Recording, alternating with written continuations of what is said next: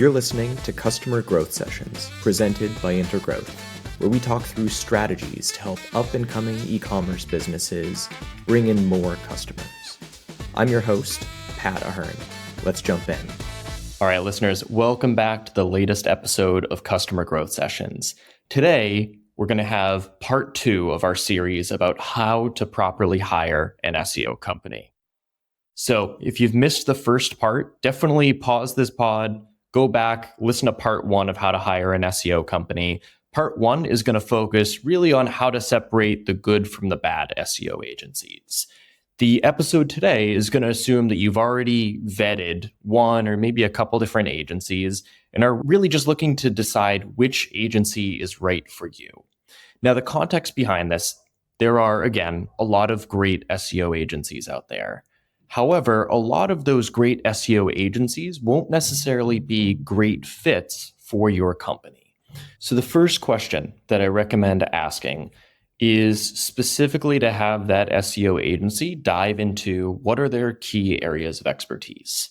Now, I like to simplify key areas of expertise in SEO into 3 core groupings. I refer to them as relevancy, authority, and crawlability. You'll hear slightly different terms used to describe them, but ultimately relevancy deals with making it really easy for search engines like Google to understand what your website is about.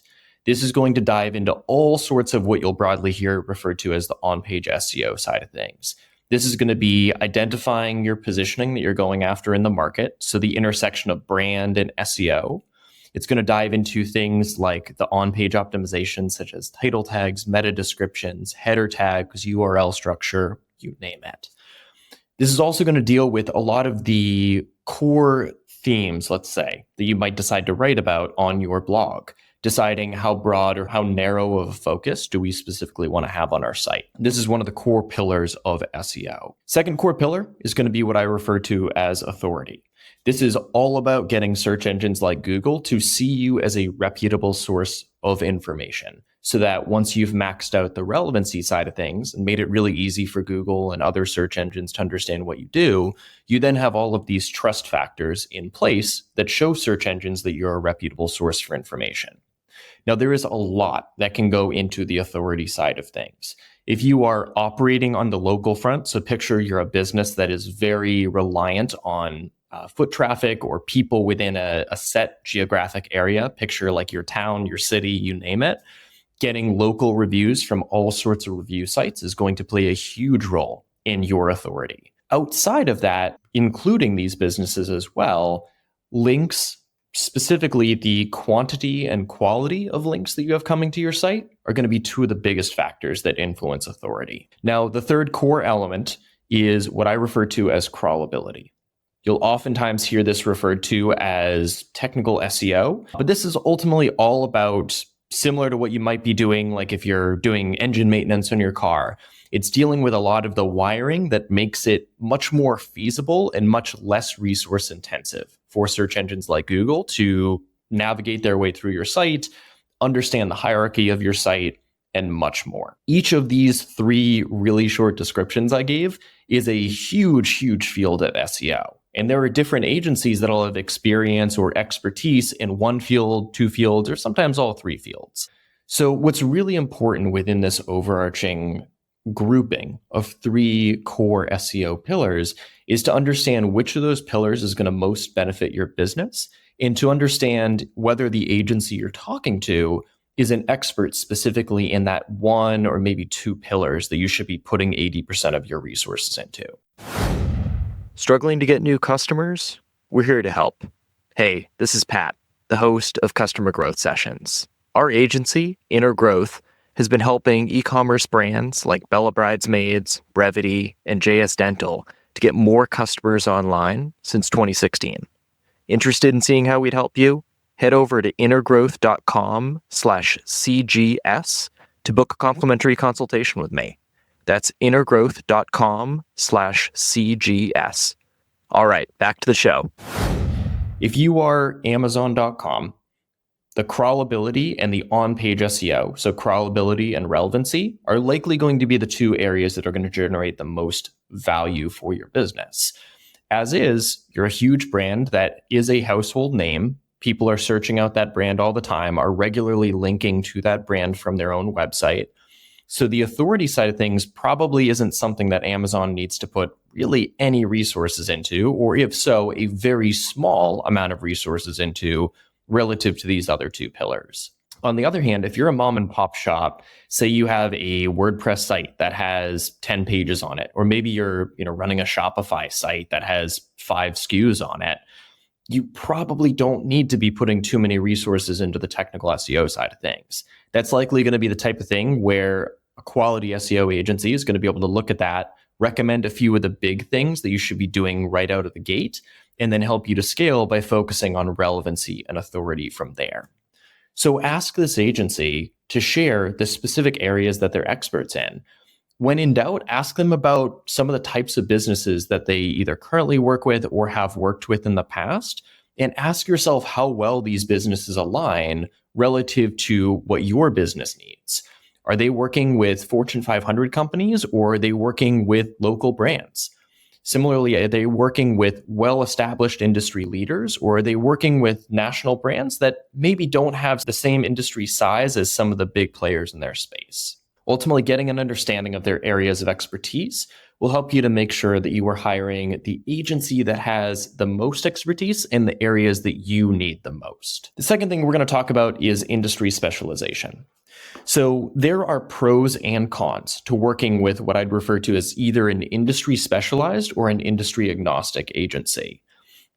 An industry specialized agency, some of the biggest benefits you're going to get, there is going to likely be a much shorter learning curve to bring them up to speed on your business. Let's say you operate in a healthcare centric e-commerce business, and you work specifically with an SEO agency that has a lot of experience in healthcare and e-commerce.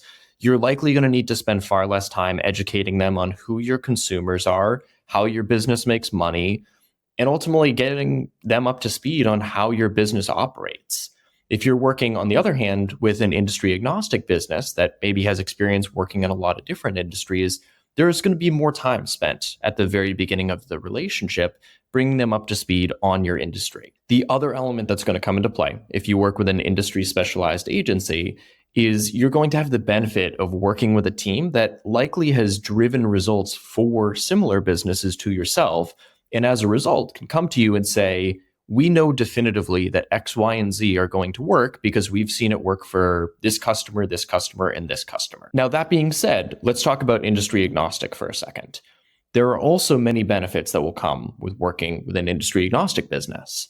One of my favorite benefits that comes with an industry agnostic business is you get the benefit of having that unique outsider perspective to a much larger degree than an industry specialized agency. What I mean by that is if you're working with an industry agnostic agency, you're going to have a team that is much more likely to come to you with what's going to sound like some really dumb questions and some really poorly thought out ideas. But you're also going to get that occasional idea that might end up being a game changer for your entire business. So you're far more likely to spend more time educating the industry agnostic business.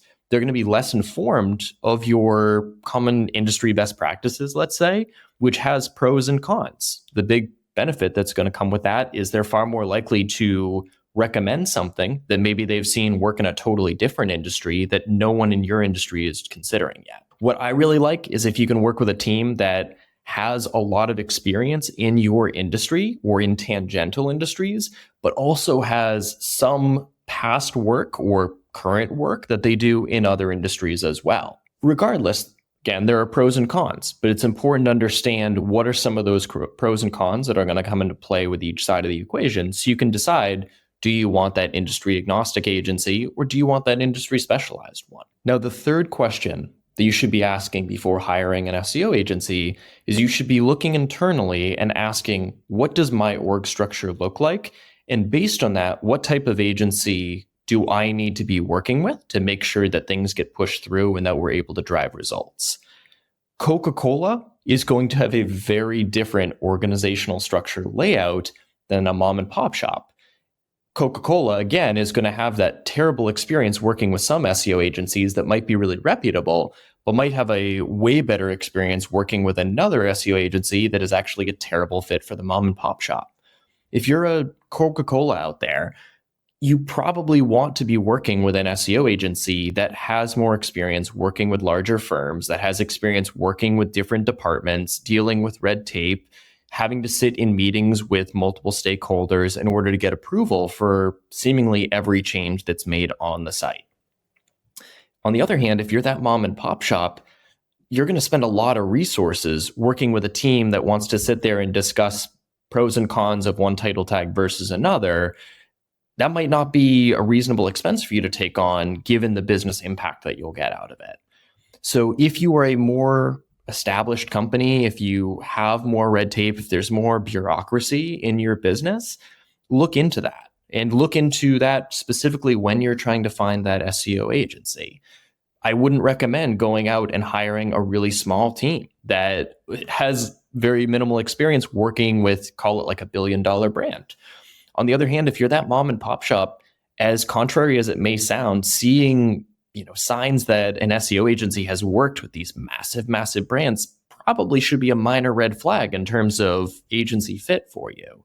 Because if it's an agency that strictly works with huge brands, they might not be as well suited to come in and be able to recommend things and implement things very quickly so you can start seeing results much faster from SEO. So regardless of where your business fits in that end of the spectrum, I recommend asking yourself, what is our org structure and what type of agency do we need in order to better meet our org structure so that we can drive things across the finish line and end up growing the business? Now, the fourth question that you should be asking when hiring an SEO agency is, what degree of experience do you have with SEO and what degree of experience do you need from an SEO that you hire externally?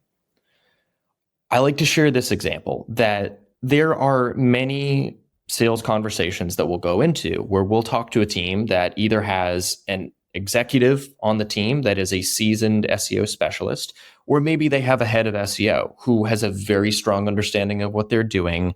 They have a clear picture of what strategy they want to implement, and what they're really looking for is a team that can help them with implementation. Now, in that scenario, they're going to end up paying a much higher premium to work with us than they are to work with, let's say, an SEO freelancer that has far less experience. With that, there's extra costs that come into play working with a team that has more experience in the space. So if we're working with that team that has a lot of SEO experience, has a very clear picture of what their strategy is going to be, they're ultimately paying a premium to work with us when in many of those cases, they're not necessarily interested in us leading the strategy. Instead, they really want a team that can just do what they're looking for guidance on implementation for. So in that scenario, we probably shouldn't work with that company. They should probably instead work with an SEO freelancer that has 1, 2, maybe 3 years of experience. On the other hand, if you're a business that maybe isn't as familiar with SEO, or you're familiar with it at a high level, but you don't have a very clear picture of how should you be allocating resources, what are the specific initiatives that you should be focusing on, working with that SEO freelancer probably isn't going to move the needle for you because they're likely not going to have that strategic expertise to say, here are the specific things you should be doing, here's how you should be approaching these, and ultimately to lead that strategy for you. So ask yourself, what degree of experience do you have in SEO? Are you someone that wants to lead the strategy and really is looking for someone to just help with implementation?